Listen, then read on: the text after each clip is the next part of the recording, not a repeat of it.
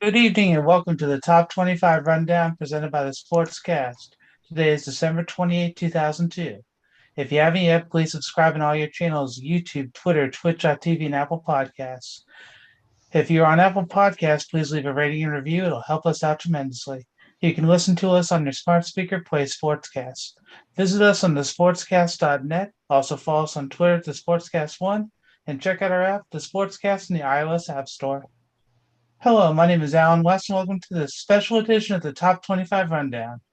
We had a preview show earlier in the year, and we're grateful to have two of the gentlemen from that previous show back for this edition. First, we have Christopher Caravello, writer for the West Coast College Football and co-host of the Southern Gentleman Sports Show on the Ticket 850 AM in Pensacola, Florida. Chris, how you doing tonight? Doing good. Thanks for having me back on. And it was great to be on the first show of this season and now the playoff edition. Hey, thankfully you can come back on. And also joining us is Garrett Franks, sports director at WVUA-FM in Tuscaloosa, Alabama. Garrett, how you doing, sir? Doing well, man. Gearing up for Kansas State versus Alabama. I actually leave in about 10 hours to drive to New Orleans to cover the game. So I'm really stoked for that. But I'm also excited for a really fun playoff, which I'm stoked to talk to you guys about. That is awesome. Yeah, Garrett, I was actually, me and Chris were both lucky enough to be on the preview show with you at the beginning of the year. So for me being able to do it this time, I am very thankful. And in the words of the great UFC announcer Michael Buffer, it's time. It's finally time to talk about the highlight of the college football season, the playoff. The semifinals happen beginning this Saturday. The finals will happen the weekend after. We have Ohio State, Michigan, TCU squaring off in the VRBO Fiesta Bowl at 4 p.m. on New Year's Eve, followed by the nightcap Ohio State and Georgia facing off in the Chick-fil-A Peach Bowl. Why don't we talk about TCU and Michigan first? Now, I know that for TCU, obviously you're going to be thinking about the Heisman candidate quarterback, but guys, what other players would you say are going to be impactful during this game? Why don't you go first, Garrett? Yeah, I mean, I think this game is going to be one in the trenches, whoever wins this. And I think it starts with the running back position. And for TCU, you always talk about Max Duggan. You could talk about that Mm-hmm. 90-yard drive he had against Kansas State, which almost won them the game. But Kendra Miller, the junior running back out of Mount Enterprise, Texas, has been a workhorse this season. No one's really talking about him. He has over 200 carries this year, 1,300 yards, 17 touchdowns on the season with a 6.2 average per run. So, I mean, the guy is an absolute hoss. If I could pull it up in time, his Mm-hmm. last game against Kansas State, 17 attempts, 82 yards with a touchdown with a long of 21. So the guy is absolutely like a home run material, and I'm really excited to see him against a big physical up front seven such as Michigan. Okay. How about you, Chris? What do you think about TCU? Yeah, solid ball club. You mentioned the running back. I think he scored in that overtime against Kansas State. That was a really weird no replay, but yeah, he is solid. The rest of that roster, I mean, Duggan, he was in New York for a reason, rightfully so. He wasn't even entrenched as the starter at the beginning of the year, is the crazy thing.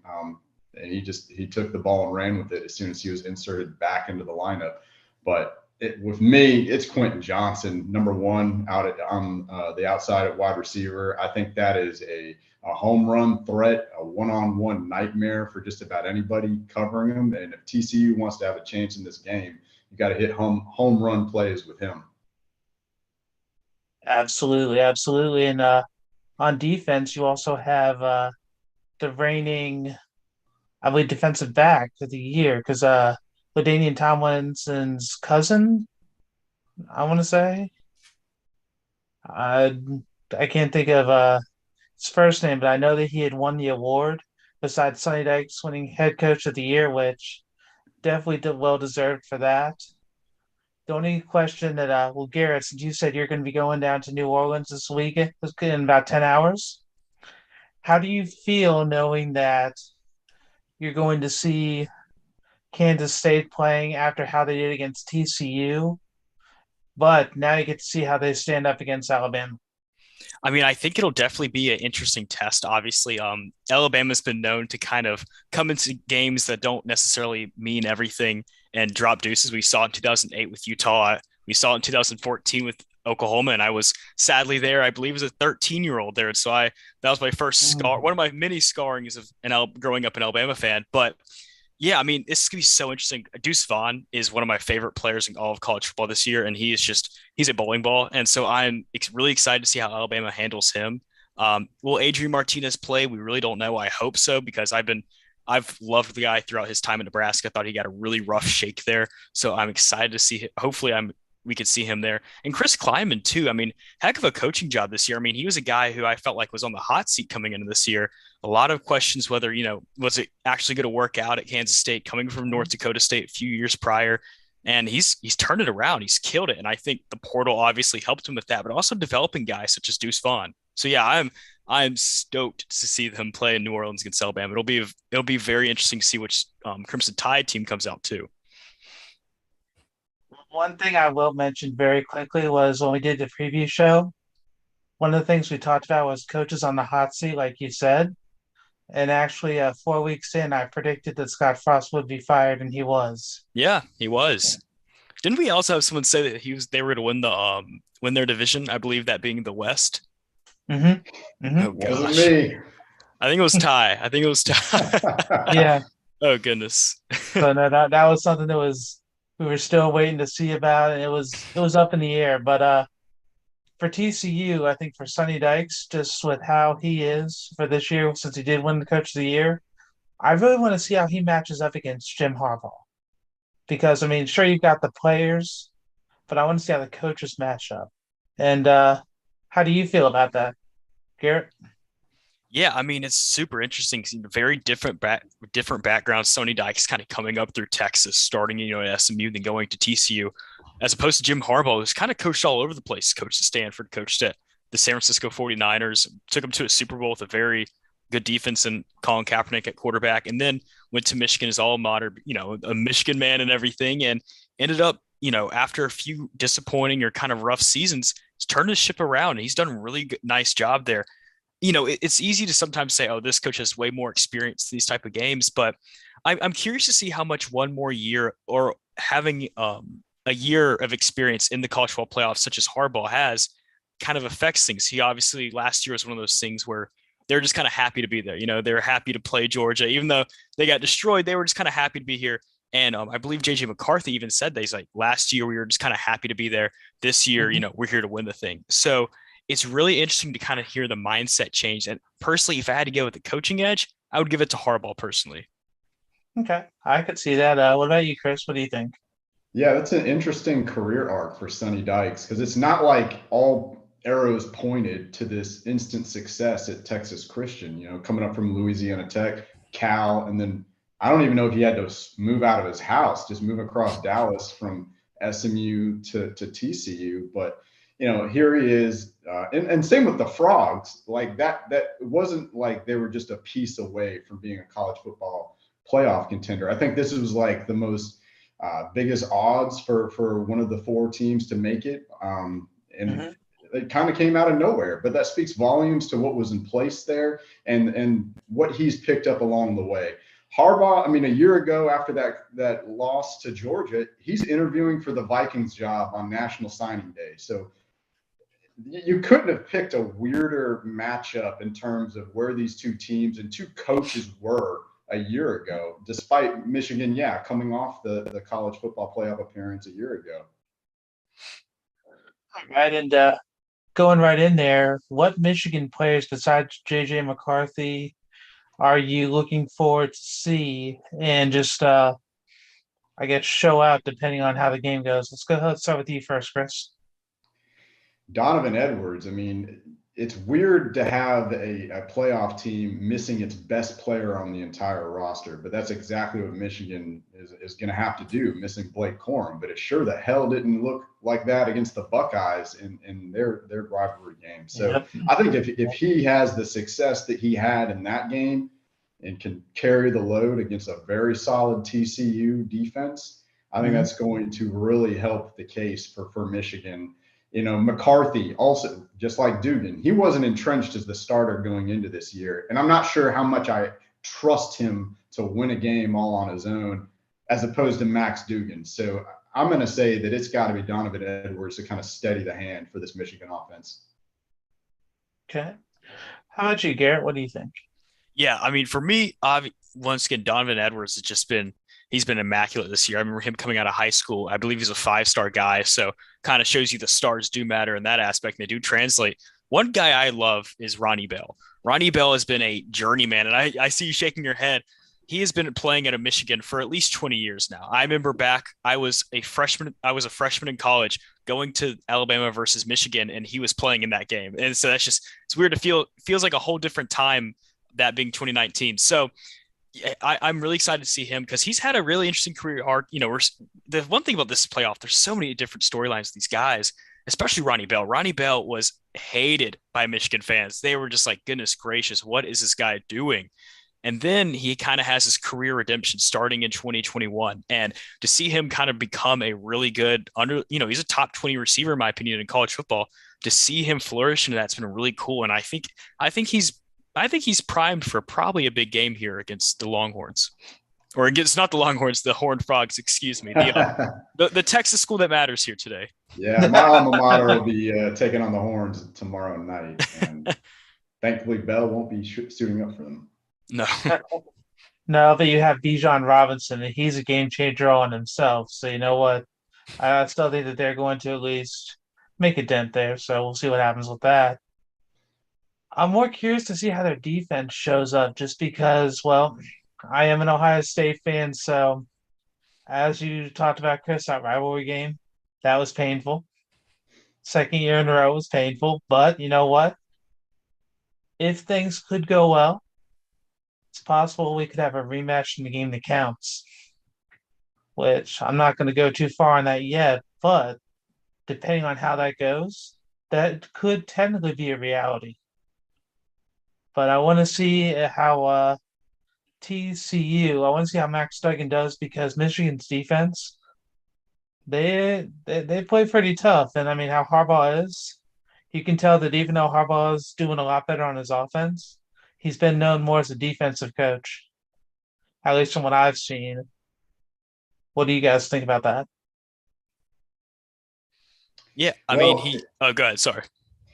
yeah, I was just going to point out that had you told me that this defense would have been better than last year's, despite losing Aiden Hutchinson, Ojabo, Daxton Hill, some really good, talented, high end draft picks of the NFL, I would have said you're crazy. But I got to say that this defense that Michigan has this year is solid and probably is better. 13 points per game, 277 yards per game, 85 yards on the ground. That's third best in the nation. I think that this defense is for real, and they are poised to make life very, very tough for Texas Christian. One thing that this defense reminds me of is an SEC defense, and that's always been the knock against a Big Ten team, Pac-12, any other team that's not an SEC team is, man, they just don't have the size, they don't have the athleticism. Michigan has that. Michigan has recruited very well. They've developed really well. They've hit the portal hard, and you're seeing that. You're seeing the fruits of that, and they look like an SEC defense, and not one of those mid-table ones, but I'm talking about a top SEC type defense. No, no, I understand that because I mean, I've been watching how they've been this year, and even though the funny thing was Iowa was the number one ranked defense this year, and well, when Ohio State played them, we scored 54 points on them. So I'm curious to see how that goes. Is there anything else that you can think about for TCU or Michigan that we haven't really kind of broached or talked about so far? I mean, Sorry, Garrett. this sounds silly, but Mhm. I'm interested to see how TCU travels. Like this is a fan base, is all that. Because I mean, this is obviously like one of those once in a lifetime opportunities. You saw it last year, Cincinnati. I was at that game. Cincinnati was probably one of the loudest fan bases I've ever encountered in my time as a college football fan. So I'm really interested to see what type of crowd shows up. And to say that doesn't make a difference, it does. And especially in a bowl game like this, players feed off that, coaches feed off that, everything will be fed off that crowd. Now, Michigan travels well too. We've seen that before, but I'm really zoning in on see how this TCU team or fan base travels. Yeah, But that's a good point. Michigan always travels well. Growing up in Florida, it seemed like Michigan was in a bowl game every other year, and I went to all of them: Outback Bowl, Citrus Bowl, Orange Bowl, and there's great crowds from UM at all those. So it will be interesting to see if Texas Christian can replicate that and show up in, like you said, a once in a lifetime type of run by the Horned Frogs. But if I had to say, one of the X factors that we haven't talked about is guys beyond Ohio State and Michigan. I think the Big Ten is a very bad average conference. There is a huge drop off between those two teams and Penn State. And then beyond the Nittany Lions, it is like another galaxy for the rest of the conference. So I think that kind of stuff does rear up once these teams get to the playoff and you're playing against a Georgia or, another good team from an out of conference. This is Harbaugh's first game against a Big 12 team, oddly enough. But I think that the lack of quality opponents for the Wolverines until that game against Ohio State, man, it could come into play in this game. I mean, you look at their close win against Illinois, in which they had to kick 4 field goals, 9 points in the fourth quarter just to win that game. So they can be had. I know it's a tall task given how balanced they are and how deep they are, but I think if there's one thing I had to point out that's, maybe diamond in the rough kind of fact, it's that. Okay. Yeah, no, I can respect that. And I haven't really had the pleasure of going to really see a bowl game other than I saw San Jose State when they were in the Military Bowl in RFK a few years ago. But back in 2010, I was able to actually won tickets and went and saw Boise State against Virginia Tech at FedEx Field. And that game was one of the best games I've ever seen. And Tech should have won, except that the punt returner got hit and they didn't call a flag. But you know what? That's besides the point right now. But let's talk about Ohio State and Georgia. So, Georgia, we would have thought this year was going to be the year where they were going to have to reload, basically. And yet all they've done is go undefeated. I mean, you figured that when they had, I believe it was 7 of their defensive starters went in the NFL draft this last year. I believe they had 6 first-round picks, if I'm correct. So I couldn't remember the exact number, but I mean, when you lose that many players and you're still going undefeated, I mean, that says something right there. Garrett, you're a big SEC fan, and I mean, it's what you do. So, what is the thing that you're looking forward to for Georgia? I'm so excited to see this defense. Like, being from the SEC, you see a lot of great defenses, but this one is just insane. I mean, they got guys all over the field. Once again, it's another situation where they just reload. Keely Ringo might be the best DB in America right now. There's a lot of talk if he was able to come out this year to the NFL draft, he'd be a top 10 pick, and he's only a sophomore. They got guys all over the place. And the thing is, like, a lot of their big time contributors all over the field aren't some 5-star talents. Ladd McCourtney was a 3-star. I mean, Stetson Bennett, that one's been beaten to death, even though he's not a walk-on quarterback anymore. He came in as a walk-on. So it's just all around the field. Kirby, it's been said 1,000 times, he's Saban Jr., he's the next Nick Saban, but he has truly built something just as big, if not a little bigger than what Alabama has built with Nick Saban. I can definitely agree with that. What do you think, Chris?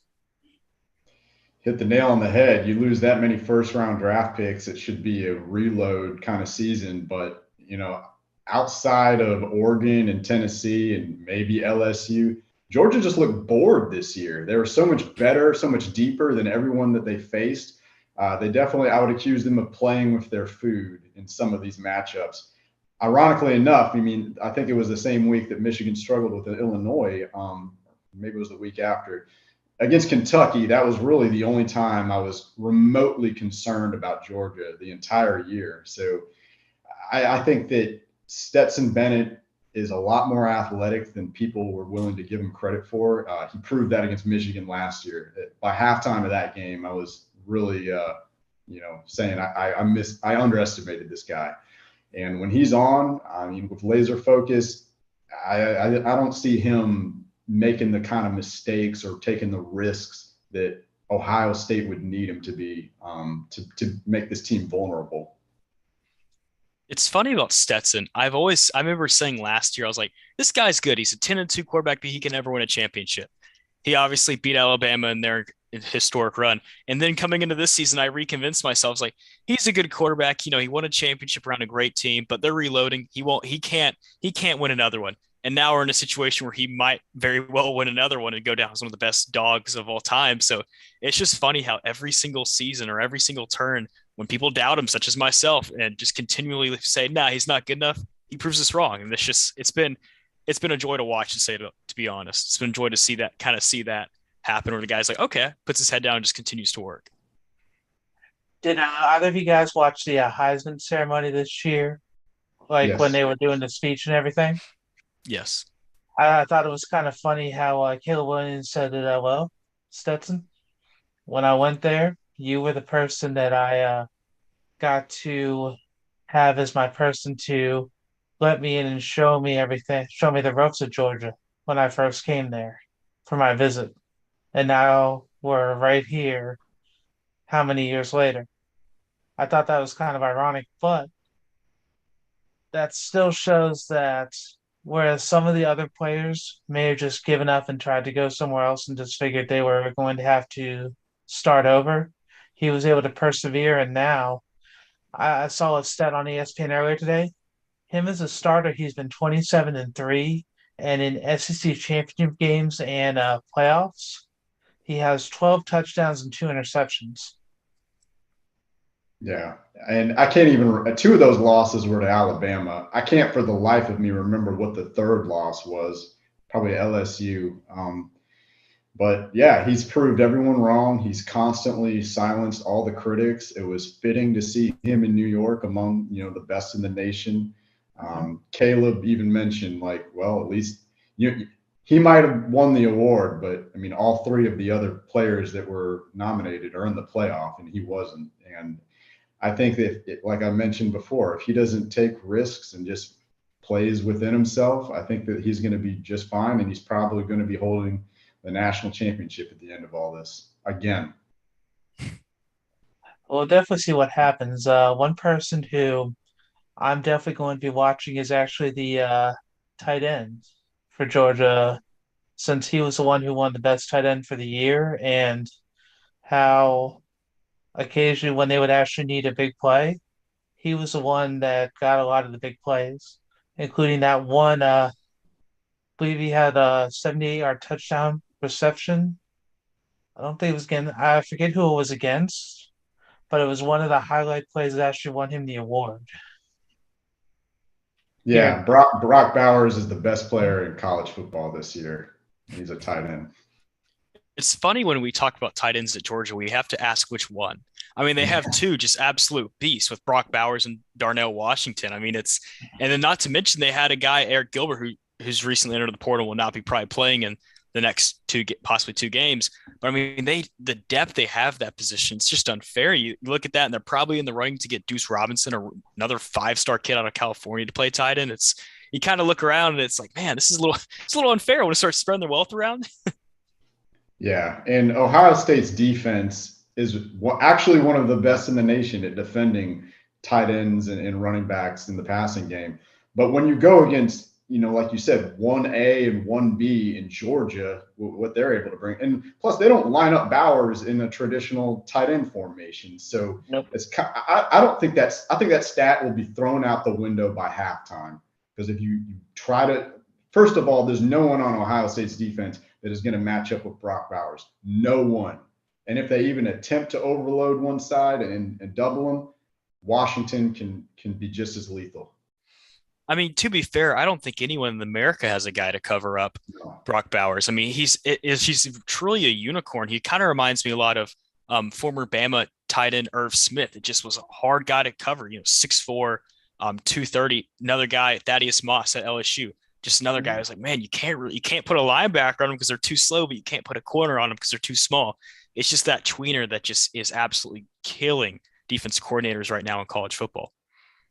I mean, for an NFL comparison, I was thinking Jimmy Graham, just with how he occasionally line up at tight end, but more often than not, you would see him as either a wide receiver or a slot receiver.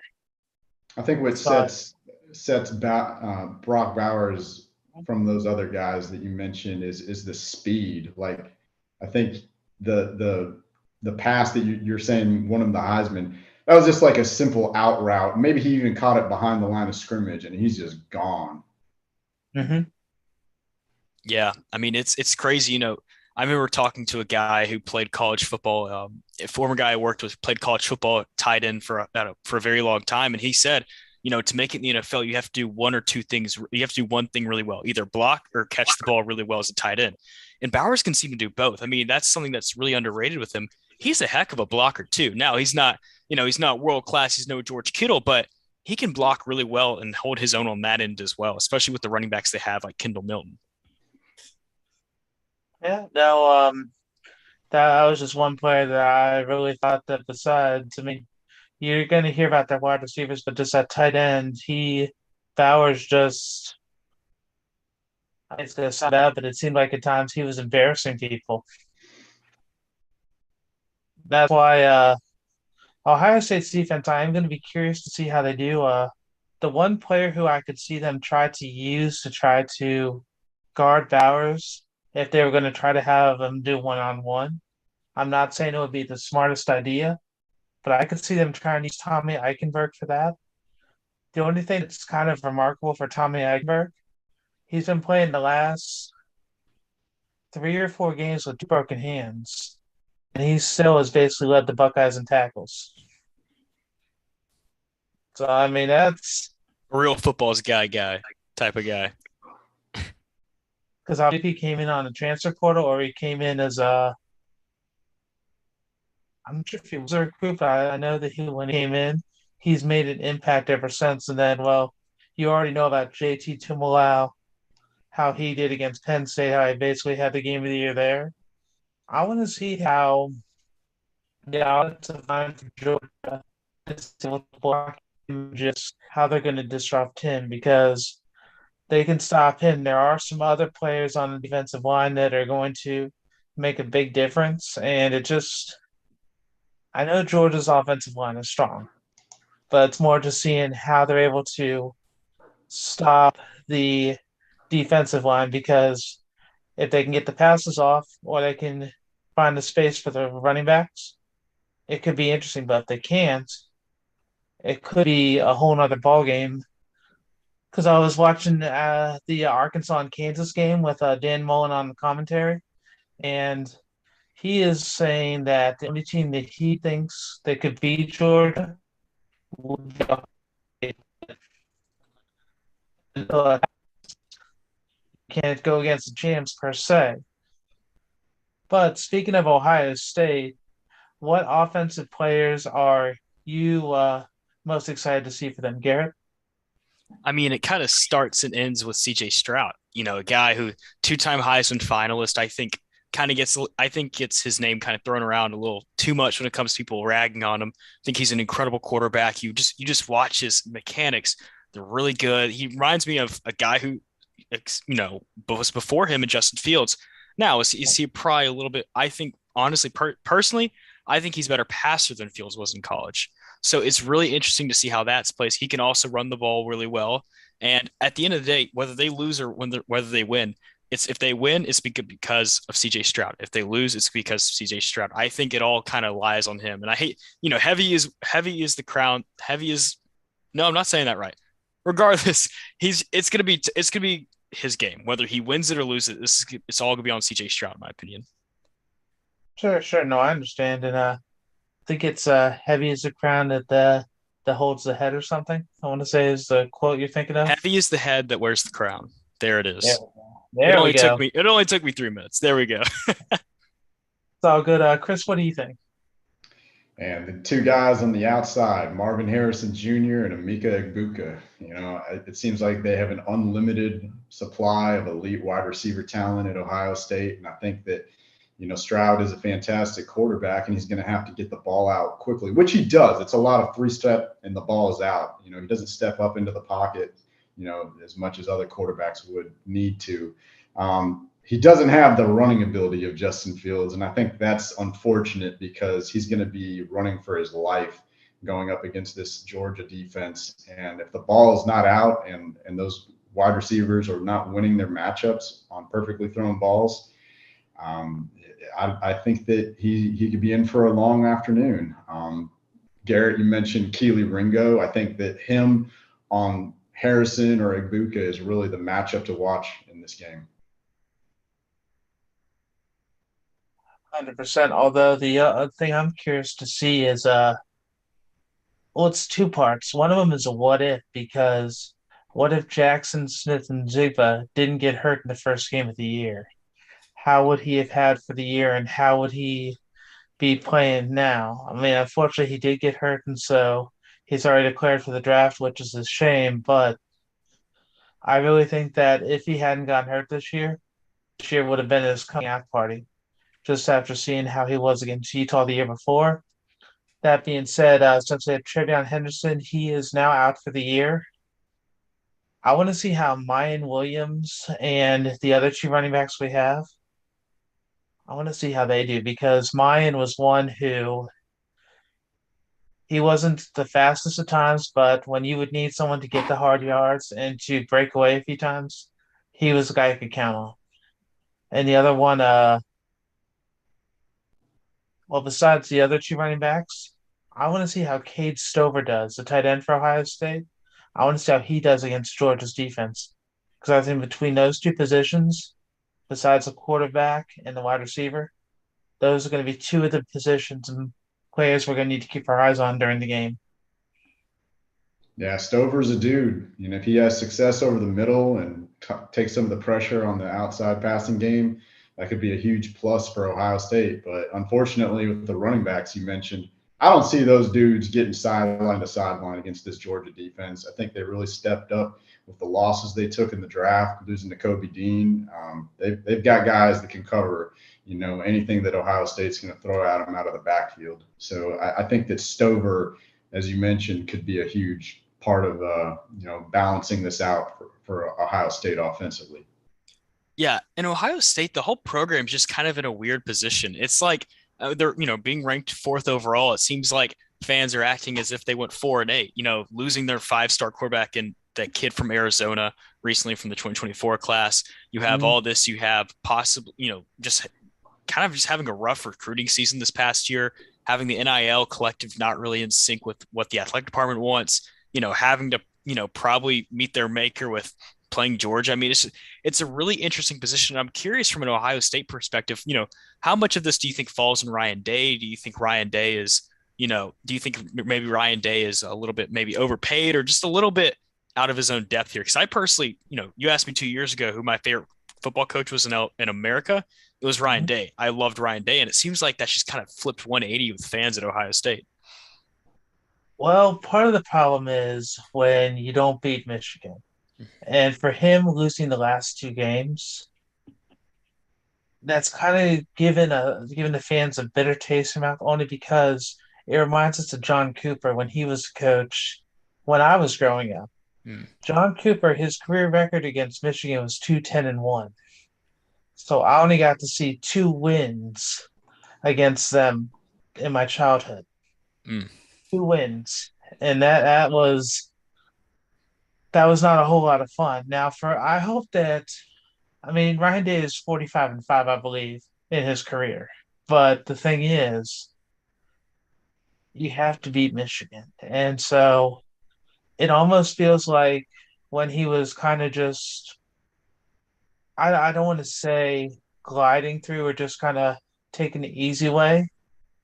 But what it was, I think he still had some of Urban's players. And since it was before the NIL really got kicked into gear, you didn't have to worry about if people were going to be going into the portal. And I mean, we were lucky enough that Justin Fields came from Georgia and played here, but you still really didn't see a lot of that happening yet. I do think that it's going to be a lot different, but it's just seeing how he is and how his recruiting is because he is a great coach, but the game is huge. Mm-hmm. I mean, Iron Bowl, how, I mean, this year wasn't bad, but the year of the kick six, I know you're never going to forget that. Not at all. Not at all. So, I mean, that's basically how it is. It's just instead of having like something like that happen, the last 2 years being blowouts with one of them at the big house, then this year losing at home for the first time in 22 years. It's just, I guess, how poker players would say they're on tilt right now because we're hoping for the best, but right now it's the ground's a little shaky. I still Hmm. think that Day is going to be able to pick it up and pull it back, but against Michigan, you have to do better. That's my opinion Interesting. as an Ohio State fan, though. I got you. This makes sense. Makes sense. What do you think, Chris? Does that make sense as well, or do you have anything you want to add to it? No, I think you're right on about the two blowout losses to Michigan. It's unacceptable to that fan base who are, whether you want to say they're passionate or unreasonable, it is what it is. If you get killed by the Wolverines, you're on thin ice up there. And the optics of this are just kind of bad because you mentioned all the struggles they're having in recruiting and the NIL situation. You didn't even win the Big Ten or your division. You're probably going to get murdered by Georgia. So that's you're ending the year just back to back beatdowns against the only two good teams you played. Sorry, Notre Dame in week one. I'm not going to put that out there. So for Ryan Day, he's going to have to rebound in 2023. And unfortunately, he's still got one game left in 2022 that's going to be looming large over that program. I mean, Part of me wonders, just like I know like he would never come out and say this publicly because he would get lambasted for it. But part of me is curious if he was like, "Dang, I wish Bama made it in over us," or I wish we just didn't make it to the playoffs. We could go to the Rose Bowl. We can go to maybe the Cotton Bowl or something like that and play some team that we're way just will out talent and destroy to build our fans back up. Because I'll tell you this, after that Utah game, especially with the comeback they made with Jackson Smith and Jigba playing I mean, historically, I believe mhm, breaking the receiving mhm. yards. And I mean, there was so much momentum going into the offseason. I mean, I had them pegged. I think I had them finishing number two in the this season. So part of me, once again, he'll never admit it, but like part of me is like, I wonder if he's like, crap. I wish we just maybe stumbled a little earlier or a little later in the season, a little, or maybe had a second loss just so we didn't have to worry about what's going to happen in Atlanta. Yeah, what's this team going to look like next year with no Stroud, no Smith and Jigma? What can Ryan Day do without a generational talent at quarterback, not named Justin Fields or CJ Stroud? So I think next year is going to tell you a lot about his coaching abilities and what he's going to do beyond that in Columbus.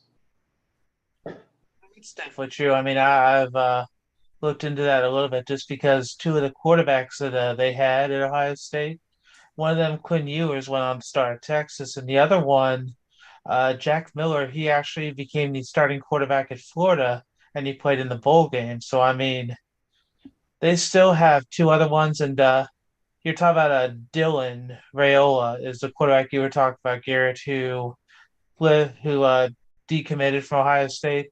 His uncle just became a coach over at Nebraska, so I'm wondering if that had a little something to do with it. But Not at all. that, Not at all. but no, last year watching that Rose Bowl with Jackson Smith and Jigba had just how he was not only dominating with the over 300 yards and three touchdowns.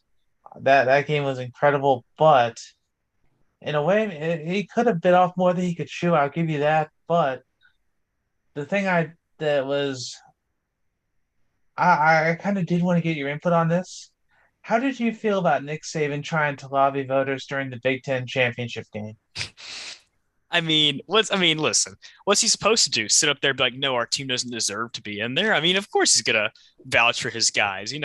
I think it'd be more concerning if Nick Saban was like, no, we don't deserve to make it in. Don't vote for us. Don't put us in. Like, what did I think he was kind of talking out, out of his rear at times? Yeah, absolutely. Was he, trying to convince, talk his way into a playoff spot? Yes, but we also have to remember it worked in 2017 and they won the whole Mhm, thing.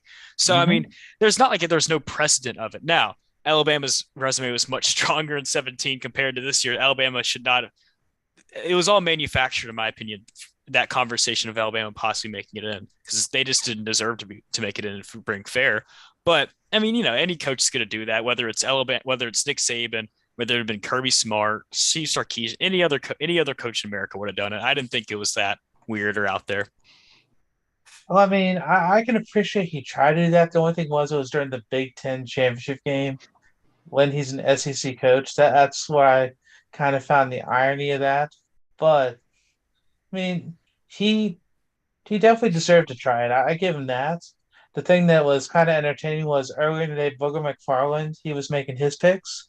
He was like, Ohio State's going to be in the playoff. Alabama is. He's like, why is that? Because I know how to count. Ohio State lost one game. Alabama lost two. Which I mean, that was true. It felt like Alabama this year. It was somewhat of a down year. That when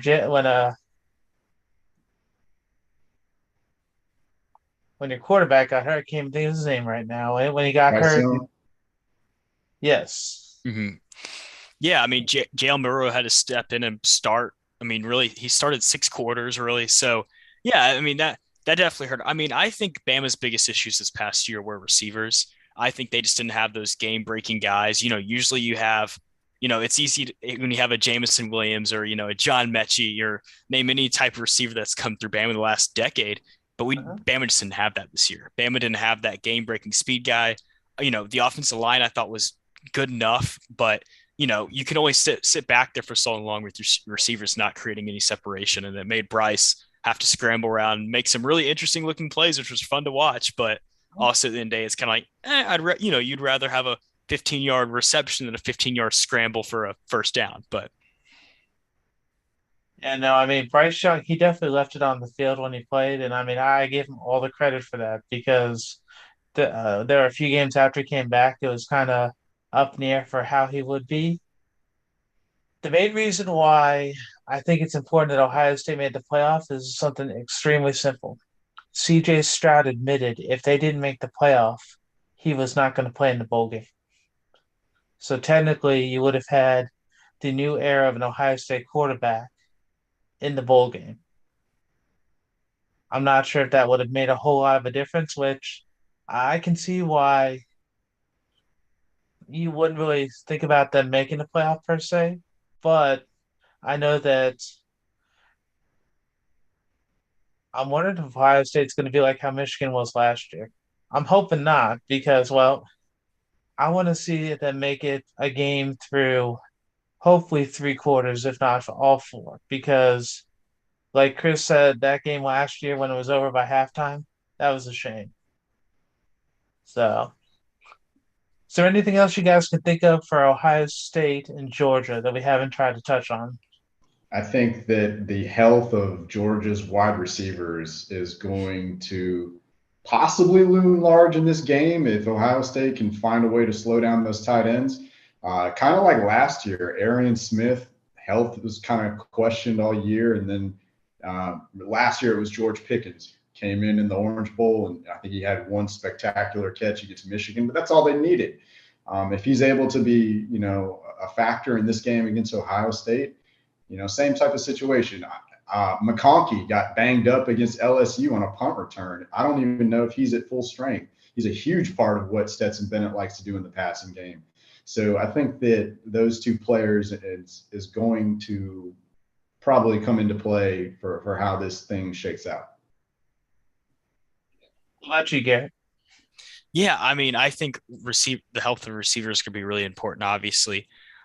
I really want to see how this Ohio State team comes out. They've been talking all week throughout media, we're the underdog, we're the underdog. I'm curious if they actually like genuinely come out with use that as fuel or as they use that as a deterrent. Once again, they're playing in Atlanta. They're playing in the backyard. I've been to those games where Georgia's in Atlanta and it's a neutral site game.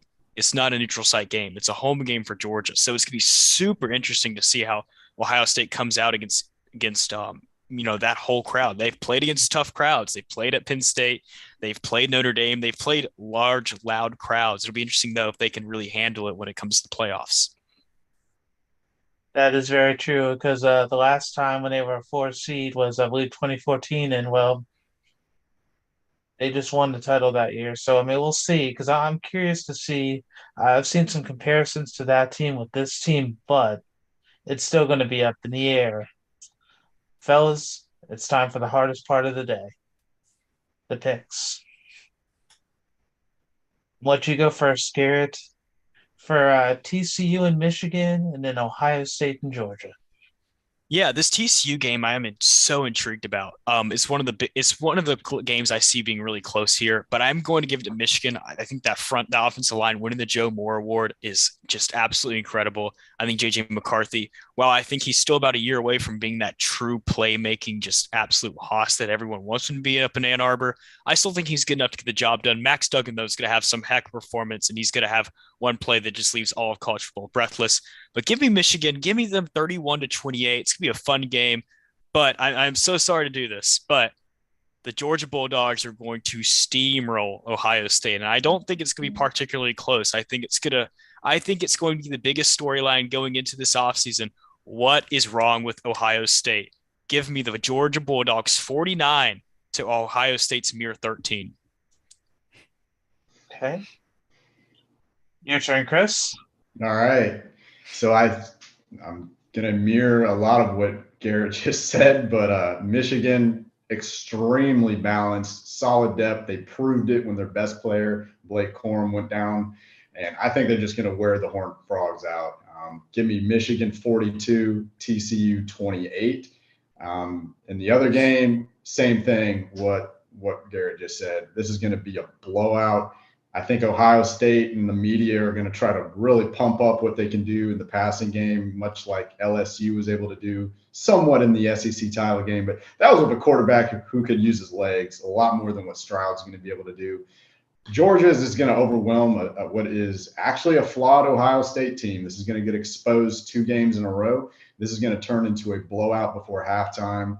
Georgia 54, Ohio State 28.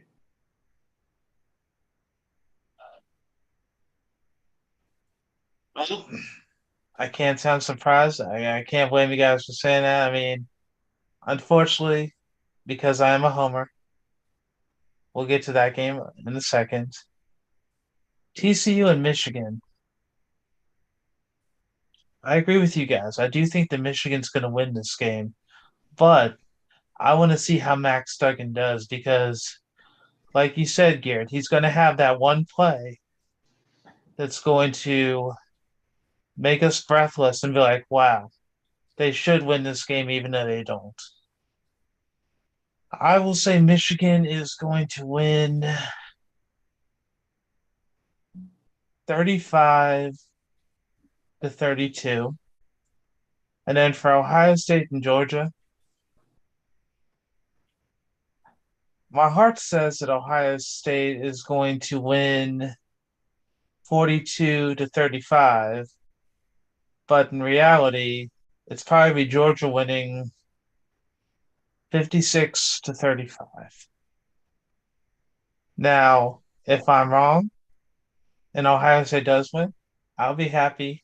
But unfortunately, Georgia, just the way that they've been all year, they've shown up in every game and they've taken everybody on. They haven't lost yet, and until the champs lose, you can't really bet against them. I mean, when I was making my picks with Tyler all year, I picked Alabama for most of the games, and well, I didn't win them all, but because of how Nick Saban is, you can't count him out.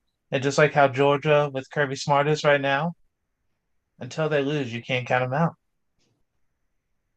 And we'll see what happens. That and next week, as long as you guys have time, our plan is to have one more show for the championship game. That way we can do a breakdown of what we saw in the 2 games prior, and then if we see anything different that we want to make sure that we highlight and just prepare for and see what happens. So Yeah, sounds good. So I mean, thank you guys both for coming on, and well, want to make sure that I take one for the team and wish you both an early Happy New Year. Is there anything else you can think of on here before we head out, other than how would we get in touch with you on social media, Garrett? Yeah, feel free to follow me at Garrett. Pulling it up right now because I tend to forget my own at for some reason. Garrett underscore Franks. Also, follow our student radio station, WVUA FM Sports on Twitter. Support student radio. Nice. How about you, Chris? Yep. Same on social media across all platforms at Nolecore, Nolecore, and SouthernGentlemanSports.com. Alrighty. For me, you can find me on Instagram at allen.west.46, and I'm gonna probably post on Twitter by the end of this week, so that way I can say I've done it twice in the last 10 years. So you can find me on there at Allen F. West. You can follow us on Twitter at the Sportscast One and visit us on our website, thesportscast.net. Make sure to check out our show schedule. This has been Alan West. That's Garrett Franks. That's Chris Caravello. Have a wonderful night. See ya. Bye, guys. See you guys. Y'all have a good one.